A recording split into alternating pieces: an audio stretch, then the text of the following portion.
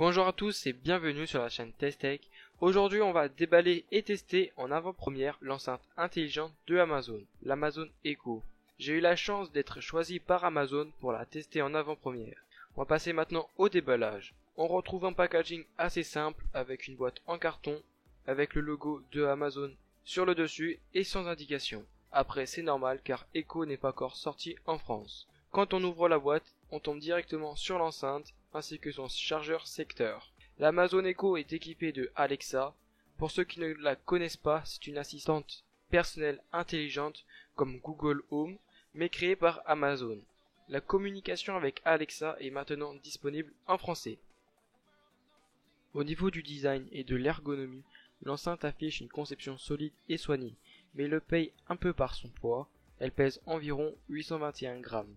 La connectique se compose d'un port pour la recharge sur secteur et un mini jack 3,65 mm pour l'utiliser en filaire. L'Amazon Echo est très facile à utiliser et on est guidé dès la première mise en route. Je l'ai déjà fait pour ne pas vous faire attendre.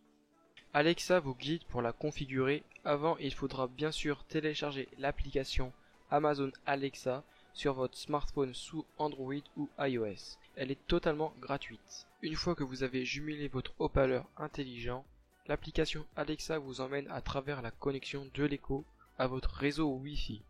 On va faire un essai. Alexa, bonjour. Bonjour. C'est en 1910 que la France intègre ce qu'on appelle aujourd'hui le tournoi des 6 nations. Initialement, cette compétition de rugby opposait les 4 nations britanniques.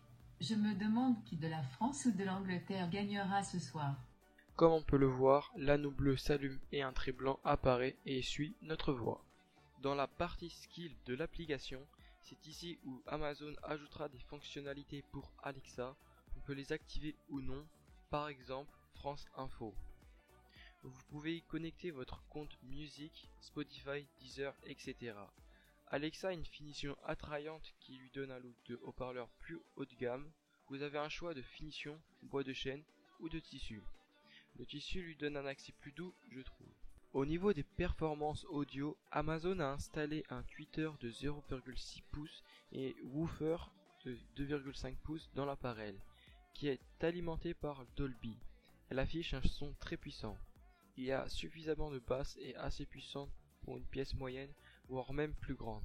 Pour les performances de la détection de la voix, dès qu'elle entend Alexa, elle arrête ce qu'elle est en train de faire, mais elle a du mal à entendre quand la musique est en marche. Elle comprend ce que je dis, mais elle a toujours quelques problèmes. Après, c'est une bêta, donc Amazon feront leur mieux pour l'améliorer. Pour finir, je pense que Amazon a réussi leur Amazon Echo avec Alexa en français, mais elle a encore beaucoup de progrès à faire. Elle est moins intelligente que l'assistant Google, mais elle coûte moins cher. D'après Amazon, elle coûtera aux alentours de 100 € et elle sortira normalement le 14 avril.